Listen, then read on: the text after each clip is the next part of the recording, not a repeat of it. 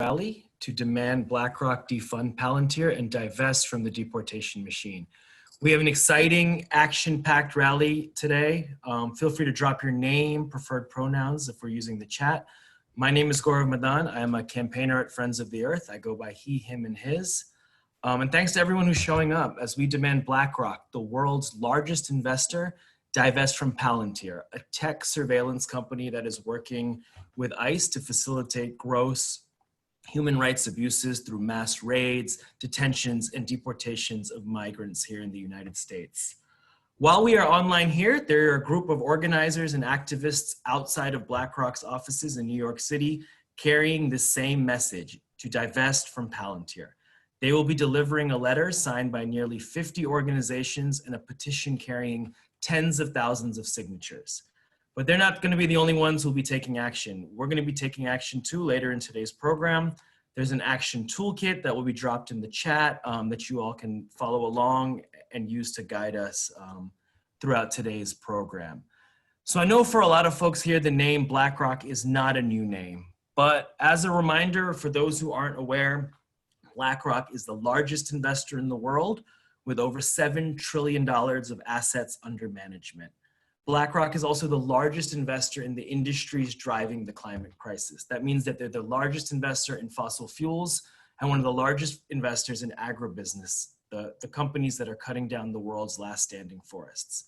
And in recent years, their CEO, Larry Fink, who is a prominent Democrat, Fink and BlackRock have tried to portray themselves as ethical investors, saying that companies should have a social purpose and that they're going to put climate at the center of their investment strategy. But when we talk about climate and BlackRock being the largest financier of the climate crisis, a crisis that every single day now is being impossible to ignore, we are not just talking about greenhouse gas emissions or dirty air or polluted water. We're also talking about the impacts on people and communities. And we know that it's predominantly communities of color, Black, Indigenous, and Brown communities that bear the disproportionate impacts of environmental destruction. Now, whether that's pipelines going through Indigenous people's lands here in the United States, or oil refineries causing higher rates of sickness amongst low-income communities of color, or traditional land defenders all over the world being murdered for access to their land and natural resources for extractive industries. You know, I've said this a lot, and I'm sure some people are sick of me hearing it, but that's why we're saying climate justice is as much about protecting the environment as it is about standing up for fundamental human rights. Climate justice is social justice, is migrant justice. So today we're going to be hearing from several incredible organizers, activists, and community leaders that will be connecting the dots for us between these struggles, including Jacinta Gonzalez from Mijente, Marcela Hernandez from Detention Watch Network, Jeanette Vizguerra from Sanctuary for All, and Roberta Giordano from BlackRock's Big Problem. We're also going to be checking in with folks on the ground who are right now in front of BlackRock in Midtown Manhattan, and hear from Yousef, Zakaria, who will be live streaming from the rally into this rally. And we're all going to be taking action together right here during this program. So today we're going to be learning about what kind of company Palantir is, what it means that they're about to become a public company, and how they're assisting ICE track our immigrant neighbors and lock them up in inhumane conditions. And on that last part, I know we're going to be hearing about exactly what ICE does momentarily, but I assume most folks have now seen the horrific news from this week that a doctor in an ICE detention facility in Georgia was found to be removing women's uteruses without their consent. It was actually the actions of a brave whistleblower who now fears retaliation who brought this awful story to light. These forced hysterectomies are not an aberration from an agency that rips families apart and throws children into cages, that even right now during a pandemic continues to snatch people off the streets and place them in dangerous detention centers where the virus is spreading and there is no safe way to distance, and continues in this moment to conduct raids terrorizing entire communities. These realities are building off of larger disturbing legacies in this country of eugenics and forced sterilization and the torture and abuse of communities of color. And this is why we say abolish ICE. This is why we are demanding the world's largest, most powerful investor to halt its financing for Palantir, because it is working with a rogue, racist agency responsible for these human rights abuses. But I'm going to stop there and introduce Jacinta Gonzalez, Field Director at Mijente, to explain more about what Palantir does as a company, how Palantir enables ICE, and what in the world an IPO is. So Jacinta, please. Thank you so much for that intro. It's wonderful to be here with all of you. As was said, my name is Jacinta Gonzalez, and I'm a senior campaign organizer with Mijente. And for those of you that might not know about Mijente, we are a membership organization of Latina and Chicana people that are organizing around racial, economic, gender, and climate justice. And we really believe in building political home for folks that is not only pro-Latinx, but is also pro-Black, pro-women, pro-queer, pro-trans, pro-planet, pro-undocumented, because we know that those are the fights that all of our communities need to participate in for our survival and for our dignity. At Mijente, we've been working against deportations for many, many years now. And sort of watching how ICE agents have been, doing enforcement on the ground, we started to notice a couple of years that something was changing, right? ICE agents were not only working with police departments and jails, they were not only using racial profiling, but more and more they were going directly to people's homes or directly to people's workplaces. And they had access to information that wasn't coming from the police or wasn't coming from the government. So we decided to do some research and started to uncover that there are dozens of tech and data companies that are basically creating infrastructure for ICE for them to be able to surveil, track, identify people, to be able to detain them and put them in detention centers before they were deported.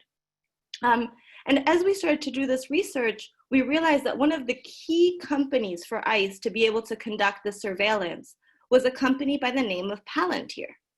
At that time, Palantir was not as widely known.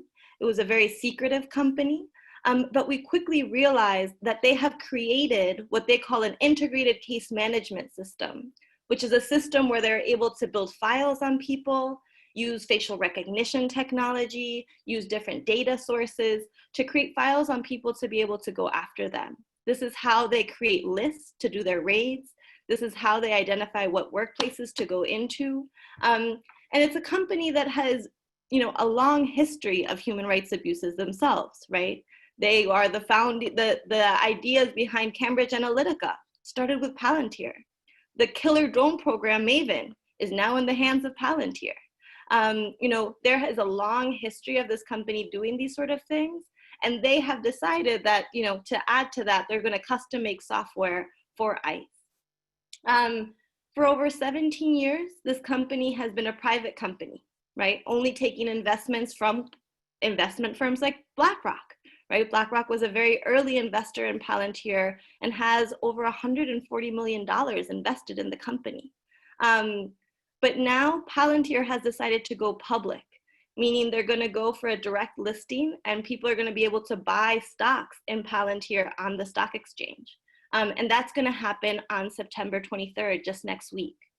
So we know that this is a prime time to be able to say, if Palantir is trying to go public, then that must mean that they have to actually be held accountable for their actions. And this is a time for investors like BlackRock to demand that Palantir cut its contracts with ICE and stop working with an agency that is creating constant human rights abuses for our communities. You will hear on the rest of the call from very brave organizers who are on the front lines fighting against detention, fighting for their own survival, fighting to ensure that their cities are sanctuary cities. All the way that Palantir works, they're actually trying to go around that organizing. They're trying to create different data sources for ICE that go beyond whatever the protection cities are creating. So now more than ever, it's important for people to fight back, for people to say, we're not going to invest in a company that is creating human rights abuses, for people to say that, doesn't matter who's in the White House, we're going to have to fight against these corporations, right? It doesn't matter who's creating the policy. These corporations are trying to profit off of the criminalization of migration and the expansion of the detention system. So we're very, very grateful for all of the brave folks in New York that are right outside of the office. I had the opportunity last night to speak to Anna, a member of NYCC, who's going to speak from her own personal experience, why this fight is so important. You'll hear from folks like Marcela, who have been organizing against detention centers, like the center in Georgia, Urban Detention Center, where these horrifying human rights abuses are happening. And we hope that through that, we're able to lift up our voices and say that these companies that are trying to profit off of suffering, that are trying to profit off of politics of despair, will no longer have a market because we're able to push back against them. So thank you all so much for participating. Thank you for being here, and looking forward to taking action with all of you today. Thank you much, Jacinta, for sharing that knowledge with us. We'll now be hearing from Marcela Hernandez from Detention Watch Network, a national coalition building power to abolish immigration detention in the United States. Marcela helps lead the Communities Not Cages campaign to shut down detention centers and demand Congress divest from ICE and CBP. Marcela, please. Yes, it's great to be here with everyone. Like it was mentioned, Detention Watch Network is a network of more than 100 organizations, grassroots, advocacy, policy, legal, working to abolish the immigrant detention system and ICE. For this reason, it is important for us that BlackRock divest from Palantir, as this tech company, like Jacinta mentioned, is supporting Trump's hate agenda against immigrants. And even before Trump, right, has facilitated the detention and deportation of our communities. The federal government contracts with this company to build software for federal immigration enforcement and has received over $115 million from ICE alone to facilitate the detention and deportation machine. ICE actually just conducted a massive raid in the course of weeks during a pandemic, taking 2,000 people from their communities and separating them from their families. Through software that they have created, many immigrants and asylum seekers have ended up in immigrant detention centers across the nation. And like it was mentioned, these detention centers are known for their medical neglect, horrible conditions, and also having a high record of deaths. The US is the biggest detention system in the world with about 200 facilities across the nation, and it has a capacity to incarcerate 54,000 immigrants, of which 2,500 of those beds are designed to incarcerate families. And even if there's 54,000 beds, we see as many as 400,000 people go through these facilities annually. As I was mentioning, immigrant jails are deadly. Since 2003, when ICE was created, there has been 211 deaths in ICE custody. This fiscal year alone, there has been 19 deaths, and it's one of the deadliest years that we have recorded in history. And as it was previously mentioned, every week, right, news break out about the egregious abuses taking place inside of immigrant detention centers. This week alone, our members in Georgia, along with other advocates and a whistleblower, a nurse who has been working inside of the urban detention center, spoke about the horrific medical neglect and abuse that is taking place there, which also mirrors the abuse that is taking place across all detention centers in the US. So we heard about hysterectomies being performed on multiple women without informed consent, deliberate medical neglect and delayed medical care, failure to test people for COVID, systematic undercounting, and underreporting of COVID cases. And since the pandemic, our members, along with thousands of medical professionals and advocates, have been sounding the alarm that a system already known for its flawed medical care in horrific conditions can only worsen in times of crisis. And these predictions have become reality, unfortunately. For this reason, at the WN, we are demanding that all people are released from immigrant detention to free them all. We know that no one is safe in immigrant detention centers, and therefore immigrant detention centers and ICE must be abolished. And also all of the companies who are making money from the suffering and torture of our immigrant communities need to divest from this horrific system. So we are here in solidarity. We know that everything is interconnected and that these companies are only fueling and supporting all the horrific things that are happening inside of detention centers. Thank you. Thank you, Marcela. And Jacinta, I know there's some exciting days of action upcoming in the next week or so. Do you want to share with us what you all have in store? Yeah, thank you so much. You know, the action today outside of BlackRock's offices is sort of kicking off a series of different actions that are going to be happening across the country. Next Monday, a group of folks are going to be giving Palantir's old headquarters in Palo Alto a goodbye party, a good riddance party, where folks are going to be outside of their offices celebrating the fact that their headquarters will no longer be there. But we know that those headquarters are being moved to Denver, Colorado, which means that in Denver, folks are ready to give them an unwelcome party, right? As they're moving their headquarters there, folks are ready to fight back and understand the implications of a company like this coming to their city. And finally, on Wednesday, we're going to be having an action in New York outside of Palantir's offices as well, using street theater to be able to show what are the horrible abuses that Palantir has been doing. And so if you're in any of those cities, please come out to the actions, can share more details in the chat. But if you're not in one of those cities and want to participate digitally, on September 22nd, we're also going to be having a Twitter action against Palantir. So if you go to defundpalantir.com, you can sign up and actually schedule a tweet for the 22nd so that we can collectively all be able to tweet at them, make the hashtag trending, make sure our voices are heard, and make sure that investors know that this is a company that is committing these types of human rights abuses.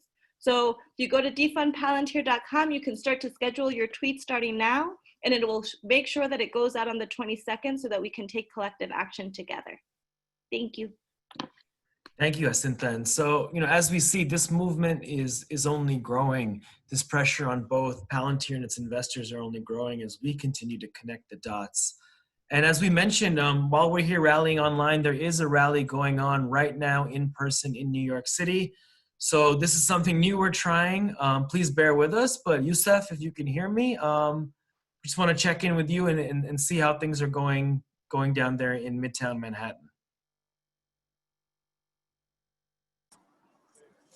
Hey, hey, this is so exciting. And yeah, let me actually show you a little bit. Folks are starting to come here. So we're just, organizing. Some folks are talking to the police, just figuring things out. And hopefully very shortly and very soon, as you can see by the door, they're waiting for us. We'll be going inside and basically delivering the message that you all made possible. And thank you so much. Again, thank you for bearing with us. This is a new experiment we're trying. And thank you for being with us coast to coast. Again, this is important. We have to be here, and that's why we're here. And we'll report back in a few minutes.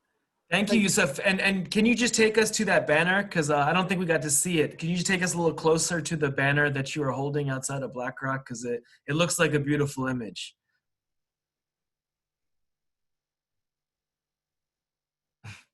There you go, BlackRock defund Palantir. And they're going to be heading into BlackRock's offices very shortly. So while they are doing that, maybe it's time to let BlackRock know that not only are people outside their offices, but there are people all over the country with the same message for them to defund and divest from Palantir. And I think Mariah from Friends of the Earth is going to lead us in this action. Yes, Gaurav, thank you. So we are going to do a phone and email zap and make sure that BlackRock knows that we are showing up in person in NYC and online today. So let me post the link to the action toolkit in the chat again. So if you click on that, you can find the number to call, sample email scripts, and as well as sample phone script. So yeah, let's go ahead and zap them and make sure that they know we are here and we are putting them on notice. And help amplify, everything that's happening on the ground, so they cannot ignore us. Great. So if everyone could we're going to take a few minutes right now and let BlackRock know, make sure they get the message. Mariah, do you think you could read the script for us, for folks that can't see right now the toolkit, and maybe the phone number as well? Yeah, sure. I can definitely do that. All right. So, in fact, what we can do is, all right. So, all right, the phone script, you can, sample phone script, you can call and say, hi, my name is Mariah, and I'm calling to demand that BlackRock divest from Palantir and the Geo Group, who are providing surveillance tech for ICE and detaining migrants. These companies' business models are based upon detention, family separations, and deportations. If BlackRock takes its commitment to sustainability and social responsibility seriously, it must stop investing now in companies that terrorize migrants and drive climate migration. It's also been posted in the chat. Sure, we can share the phone number again. In fact, here, let me share my screen with the toolkit so you can see that.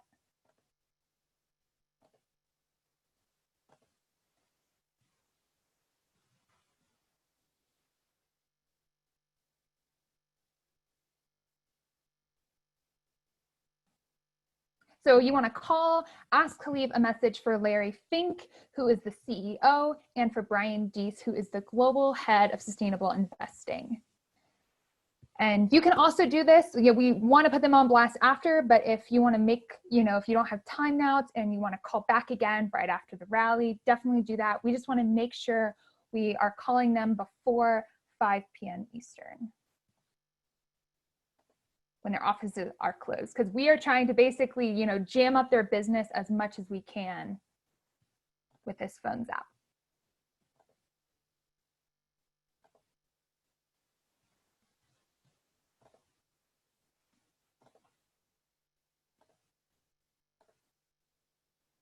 And yeah, definitely welcome to also send emails. There are a number of different executives and managing directors. Their emails are in the toolkit as well, as well as the sample email. So yeah, send them all and make sure they are receiving, hundreds of emails from us today.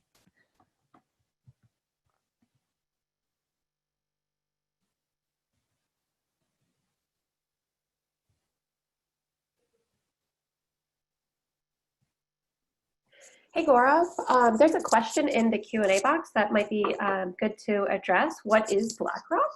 I know we're going to get there, but maybe a little primer for folks that aren't familiar.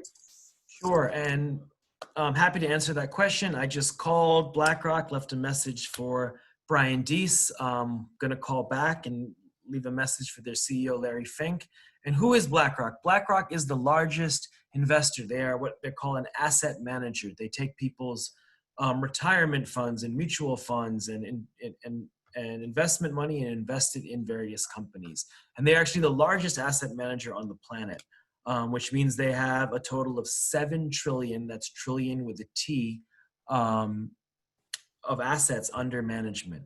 And so BlackRock, in addition to being the world's largest investor, they are the world's largest investor in the very industries causing the climate crisis. They're the largest investor in fossil fuels and one of the largest investors in the agribusiness companies cutting down the world's last standing forests. But if that wasn't bad enough, BlackRock is also a direct investor in Palantir, this tech surveillance company that is contracting with Immigration and Customs Enforcement to help facilitate the human rights abuses that we have heard about today. Palantir is enabling ICE to spy and track and use data to surveil our immigrant neighbors and friends, and then facilitate them into the deportation pipeline, putting them in detention centers where we've heard about the horrors that are taking place, where a pandemic is spreading greatly, where people are not able to safely distance to protect themselves from the virus, and things are getting worse and worse. So that's why we're here today. Calling BlackRock to call on them to divest from Palantir. And that's why our friends outside of BlackRock's offices in New York City are about to go in and deliver a petition calling on them to do exactly the same. And as someone just pointed out, BlackRock is also invested in, they're not only invested in the violence of Immigration and Customs Enforcement, but also hugely invested in the weapons of war. So they have a lot to answer for, given that they want to claim themselves as a responsible investor. Let's keep calling, and we have today to keep making these phone calls, to keep tweeting at BlackRock, to keep sending them emails.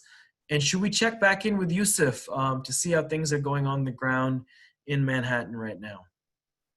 So real quick, Gaurav, somebody brought up a great point in the chat about us being in turn being surveilled by, like, as we call an email. So if you feel more comfortable, you could use Google Voice or another like tool that's not your actual phone number to make calls. But yeah, we definitely just want to keep calling as much as you possibly can. So back to Yousef.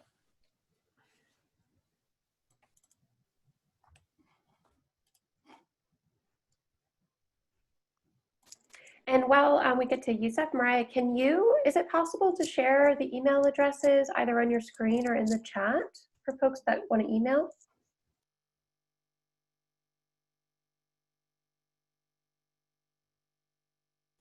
Yeah, I will go ahead and share all of those in the chat. So yeah, folks, this is Yousef from New York City again. As you can tell, more folks are starting to show up, and we're just a few last touches, making sure that our message is very clear to them. And I think we will be delivering the message, the letter any minute now. I think within like 5 minutes or so from now, we will deliver the letter that, again, over 50 or about 50 civil society organizations signed, and over 50,000 individuals signed.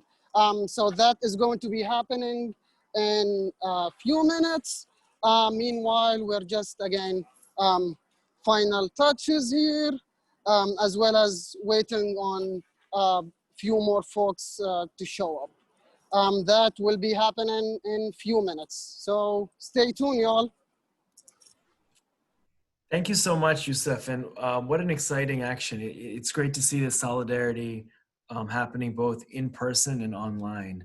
And while we wait for Yousef, I think folks should continue to feel free to pick up their phones, call BlackRock, feel free to mention the horrors that we've just learned about this week, about forced hysterectomies and forced sterilizations happening in ICE detention centers, and that Palantir is directly collaborating with this rogue and racist institution.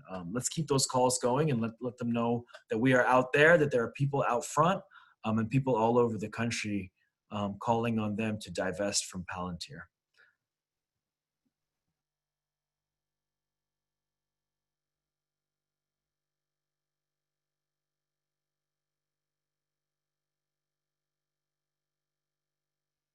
Mary's asking if there's graphics for Twitter, and I believe the graphic that's in the toolkit could be used for Twitter, unless I'm totally wrong about that. So if you want to save that image, we can also chat in a link to some more images that you might be able to share on Twitter and Facebook.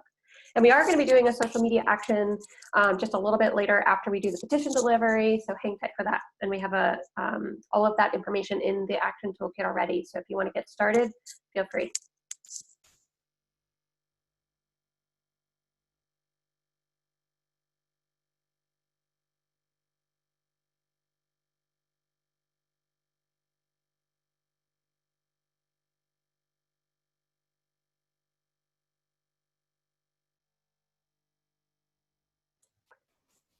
And maybe if we can pin Yousef's video, we can see a little bit more of the exciting, look at the beautiful art, the beautiful banners. And I think it's a beautiful thing to be able to connect our struggles for human rights, for climate justice, for migrant justice. And it's exciting to see our brothers and sisters there on the ground doing this work. Defund Palantir.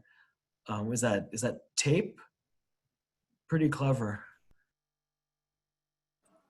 That is tape indeed. And yep, as you can tell, we're just about to get going. Folks are getting around. I'm trying to just let them be in front of me so everyone is there. Yousef, can you straighten your screen? Because I don't know for others, but for me, we're having to turn our head sideways. If you can sorry. There you go. Yeah, no, right on. Thank you. So folks, yeah, there you go. Folks are here. We are about to deliver the letter any second now. We will deliver a few remarks before we do so, and then afterwards as well. So yeah, this is happening any second right now.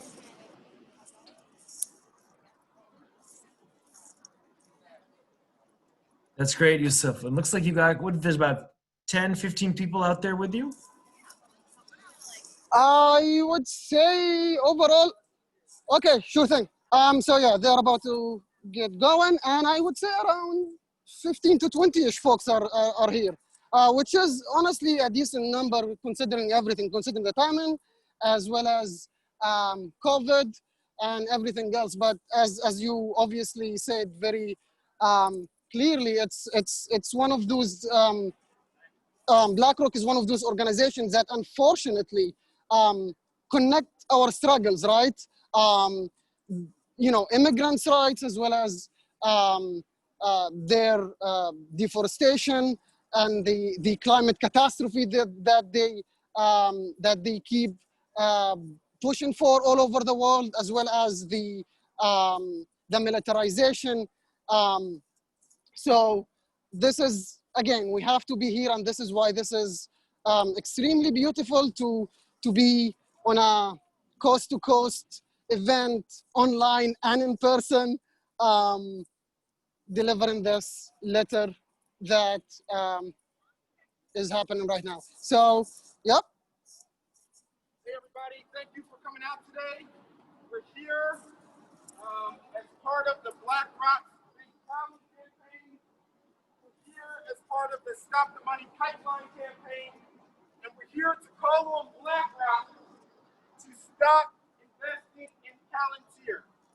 BlackRock defunds Palantir. We're calling on BlackRock to defund Palantir because Palantir's technology fund ICE's atrocities. Palantir's technologies are what enable ICE to do the human rights violations that it is doing to immigrants and refugees in this country. So we're going to start this program in 1 second, but first, and we're going to give more context as well, but first, we have a petition with 50 organizations signed on, and we have another petition with so many individuals signed on, we didn't want to print all that paper. We had to put it on a flash drive. Nearly 50,000 people signed on. So we're going to deliver this to BlackRock. A few of us are about to go inside. We'll come out and tell you how that delivery went, and then we'll hear from a few others about why it's so important for BlackRock to defund Palantir and for BlackRock to divest from fossil fuels as well. All right, we're going to go inside, 3 of us. We'll be right back out to tell you how it goes.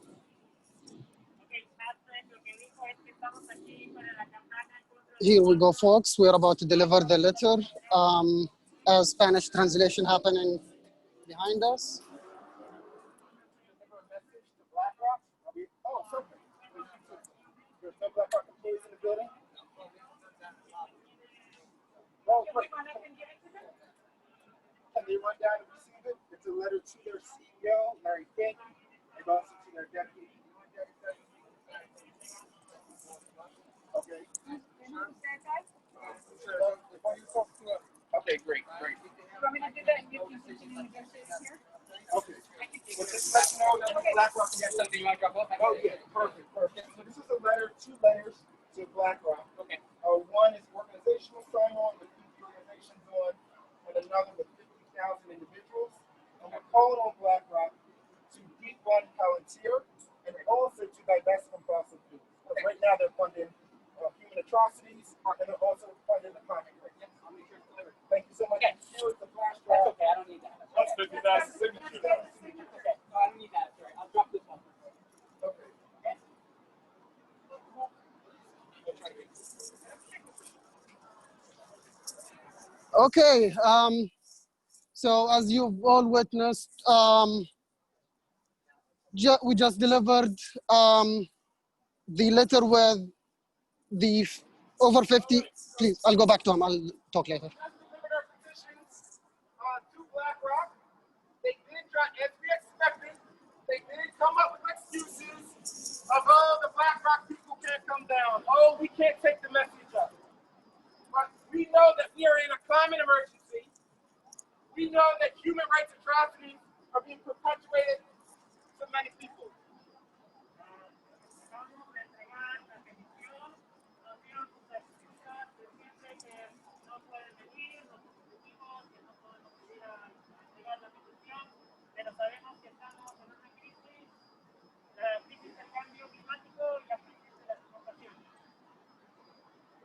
So let's look a little bit more closely at what the problem is. BlackRock is an asset manager. They control the assets of thousands of companies.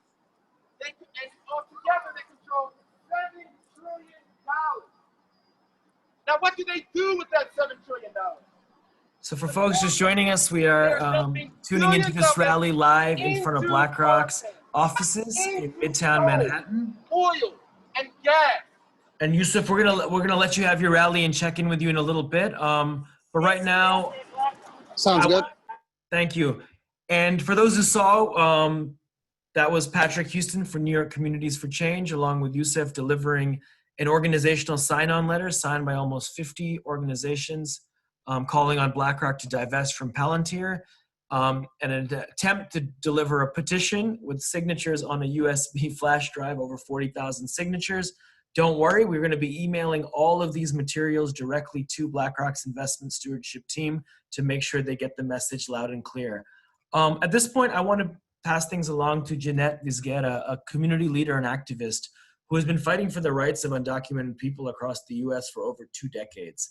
Jeanette's activism have left her targeted by ICE for deportation, forcing her into sanctuary where she has been living for the last 18 months. Despite this, she still works to help other families in sanctuary or facing deportation cases. Named by Time Magazine as one of the 100 most influential people. Thank you, Jeanette, for joining us today and educating us on this ongoing struggle. Jeanette, you're still muted. You have to unmute yourself for us to hear you.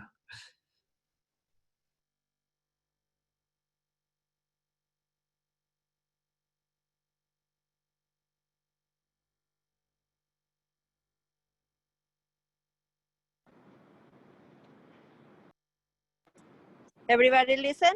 Yep, we can hear you now. Thank you so much.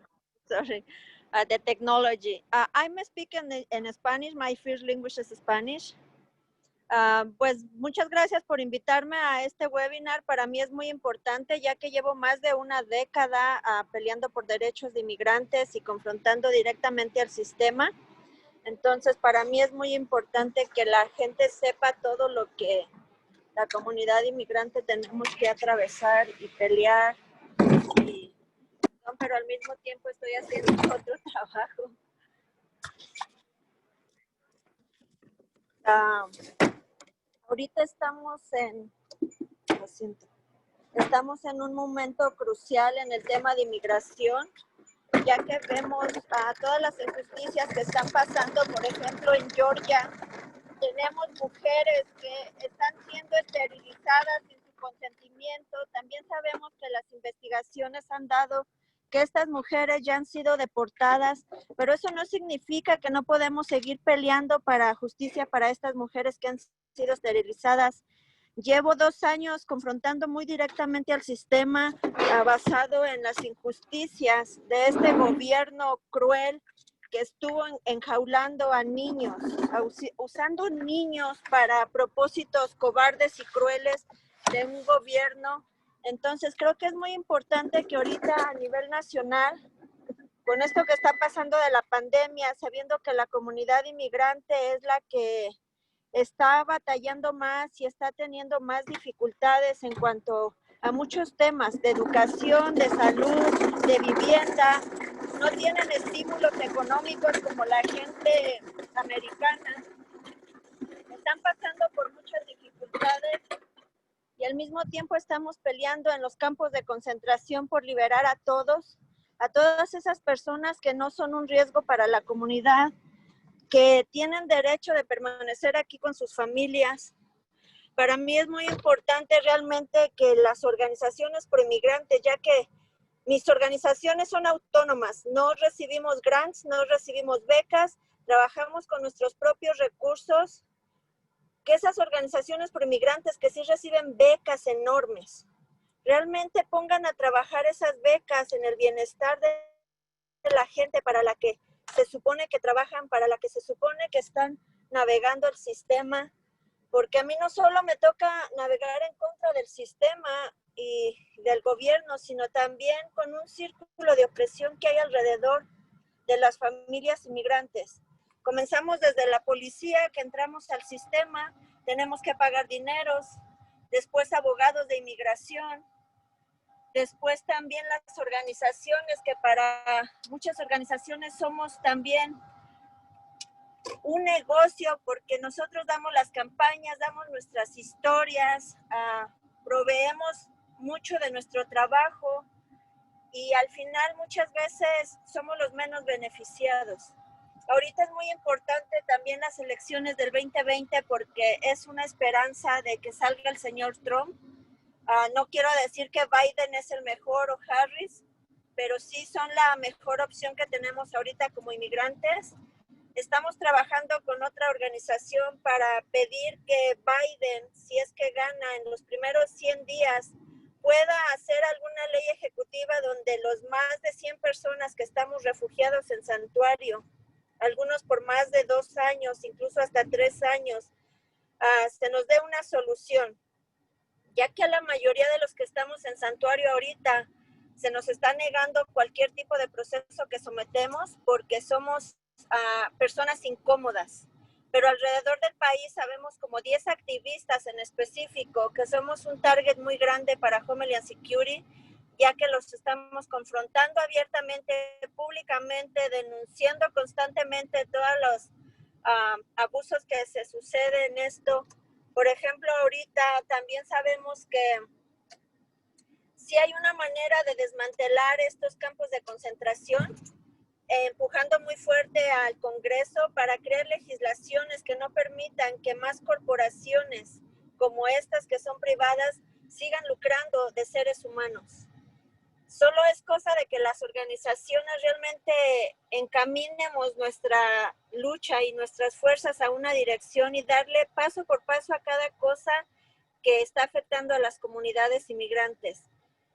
Con el COVID-19 también cambió la manera de pelear porque no podemos seguir haciendo acciones como las hacíamos en el pasado, pero no significa que no nos podamos adaptar, a ser creativos y buscar las maneras de seguir confrontando al sistema. Ahorita, por ejemplo, aquí en Colorado se reportaron nuevos casos de COVID-19 en los centros de detención. También sabemos que la atención médica no es suficiente. Tuvimos con Abolish ICE Denver un campamento por 79 días que se recopiló mucha información muy importante de todos los abusos que pasan ahí, pero no es solo en Denver, sí, tenemos que darle alrededor del país, en cualquier lugar que hay centros de detención, tener la mayor documentación de todo lo que sucede en los centros para poder entablar demandas a nivel federal. Este no es un trabajo fácil, conlleva mucho tiempo, esfuerzo y recursos, pero no es algo que no se pueda hacer, pero también dependiendo de la pasión y el compromiso que tengan las personas que realmente quieren hacer cambios en el sistema de inmigración. Entonces, yo misma ahorita sigo peleando mi proceso de deportación. Ahorita estoy frustrada porque ya cumplí 1 año y medio, que es la tercera vez que entro a santuario para confrontar al sistema. Y todos mis procesos que he sometido los han negado. Por ejemplo, yo tenía una aplicación por visa U, por ser víctima de un crimen violento en los Estados Unidos. Basado en mi activismo, basado en las denuncias públicas que he hecho, me está negando mi proceso. Y así alrededor del país a mucha de nuestra gente. Vemos ahora que está amenazado el programa de TPS para gente centroamericana y de otros países. Es tiempo de defender lo que ya habíamos ganado. Pero cuando estamos peleando cada sector por su lado, TPS por allá, DACA por otro lado, inmigrantes individuales por otro lado, organizaciones tratando de educar más que organizar, no vamos a tener realmente un éxito. Es algo que he venido hablando a lo largo de los años, que mientras realmente no hagamos algo coordinado, algo unido, llevar los mensajes unificados, no vamos a poder cambiar este sistema porque está diseñado para seguir teniendo estas corporaciones que al mismo tiempo invierten en campañas de políticos. Entonces, cuando nuestra gente y las organizaciones se crean el poder que tenemos como pueblo, es cuando vamos a tener cambios, pero sin estar compitiendo, sin estar buscando protagonismo, sin estar viendo quién va a estar enfrente de los medios de comunicación o quién es el que va a ganar el grant más grande para su trabajo, es que vamos a ganar algo. Mientras, pues vamos a seguir en la misma situación. Yo estoy haciendo la parte que me toca con la gente que me sigue. No soy dueña del movimiento, pero siempre tengo que estar denunciando a todo el mundo que tenga que denunciar porque son parte y se convierten en parte del mismo sistema.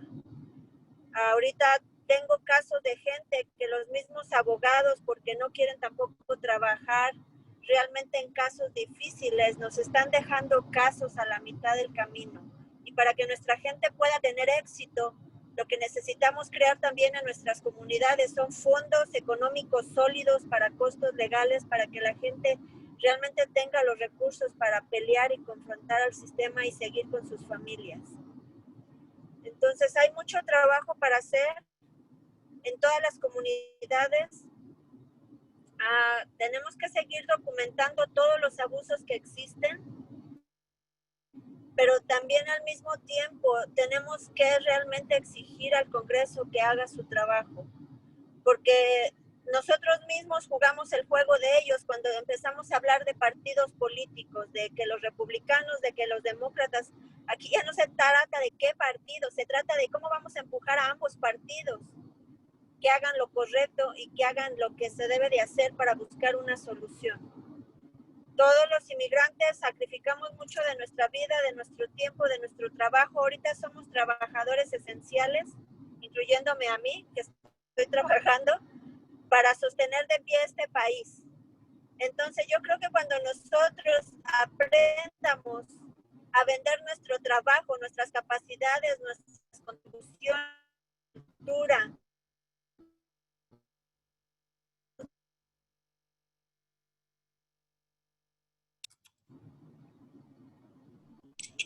Okay, well, I want to thank you, Jeanette. And if we get Jeanette back, we will come back to her. But very powerful to hear those words. Thank you, Jeanette.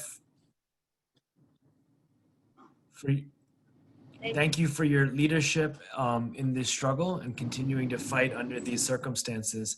As we can see, our friends are still outside of BlackRock, and we've heard, we've heard about the abuses that ICE is committing. We've heard about the atrocities that continue to happen under their hands. And so let's turn now to BlackRock as we see our friends that's still rallying outside. I want to pass it on to Roberta Giordano, a campaigner with the Sunrise Project and BlackRock's Big Problem, to tell us a little bit more about who BlackRock is and some of the more continued actions to keep the pressure on BlackRock in the coming weeks. Yes, thank you so much, Gaurav. And thank you everyone for joining us today. And I also wanted to share my appreciation to all the incredible community leaders that joined us today to really talk about what migration justice looks like and what needs to be done to advance that. And so, yes, just feeling a lot of appreciation for all of you. As Gaurav mentioned, at the beginning of the rally, BlackRock is the world's largest asset manager.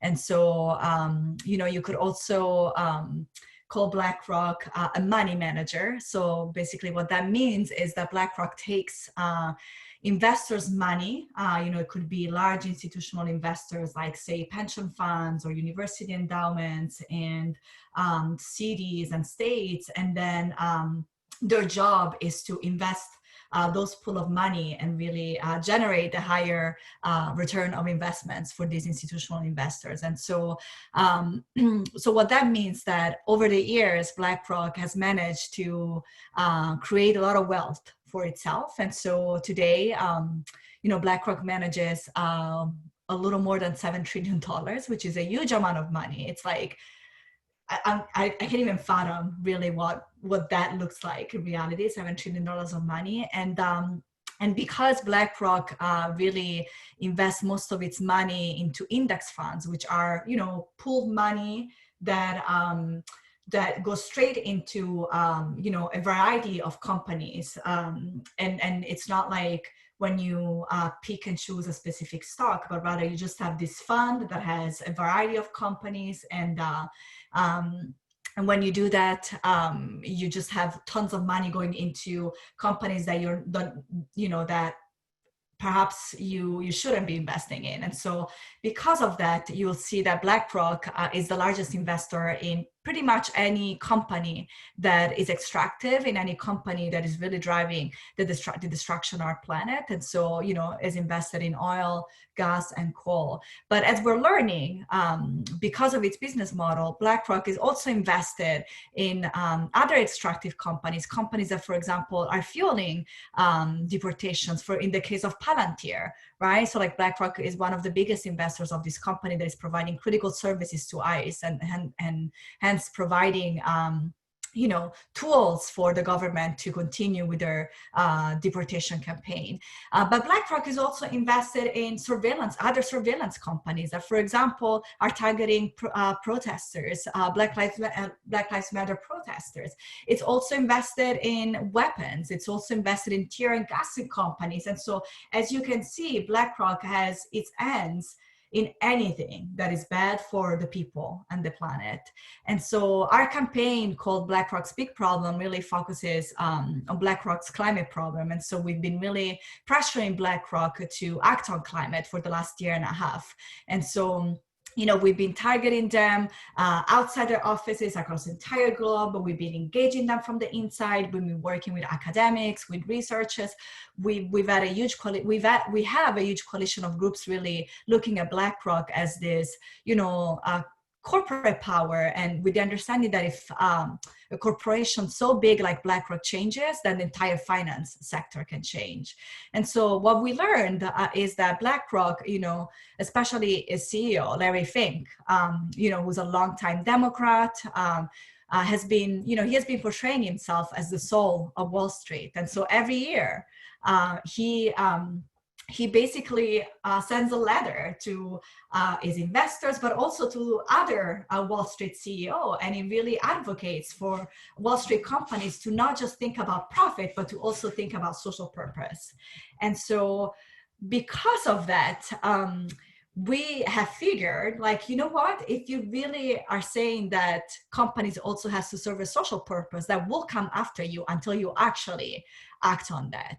And so you're not just paying lip service, but you actually act on that. And so we've been pressuring BlackRock for like about a year, maybe a little more, and actually it's working. And so in January of this year, January 2020, Larry Fink, the CEO, you know, announced this is like breaking through announcement where, you know, he claimed that BlackRock would really put sustainability and climate at the center of the company's model. And so, you know, since then we've been watching very closely, like, okay, you're saying this and what does it look like? And, you know, fast forward to September 17 today, to be totally honest, the announcements and some of the policies that were introduced back in January, honestly, have not changed anything on the ground. BlackRock continues to be the largest investor in fossil fuels, in agribusiness companies that are driving deforestation and violating indigenous rights, and continues to be an investor in companies that are driving human rights abuses. And so right now, we are launched what we're calling a September War,